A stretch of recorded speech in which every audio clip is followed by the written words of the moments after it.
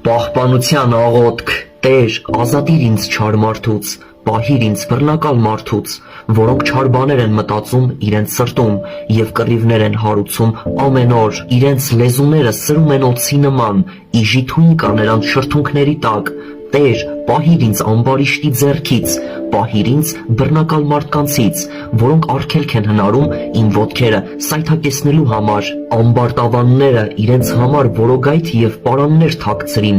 որոգայթ լարեցին իմ ճանապարհին, ցանցեր դրեցին ինձ համար, ես ասացի Տիրոջը,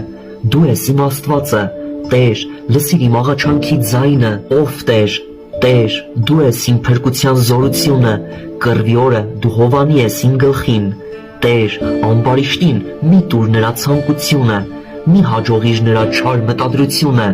նրանք կբարձրանան, ինձ պաշարողների գլուխը պիտի իրենց շրթունքների անիրավությունը ծածկի, թող այրող ածուխներ ընկնեն նրանց վրա, թող նա կրակը գցի նրանց, խոր հորերի մեջ, որ բնավ ոտքի չկանգնեն, չարախոս մարդը չպիտի հաստատվի երկրի վրա, չարիքը պիտի որսա բռնակալ մարդուն, մինչև որ կործանվի,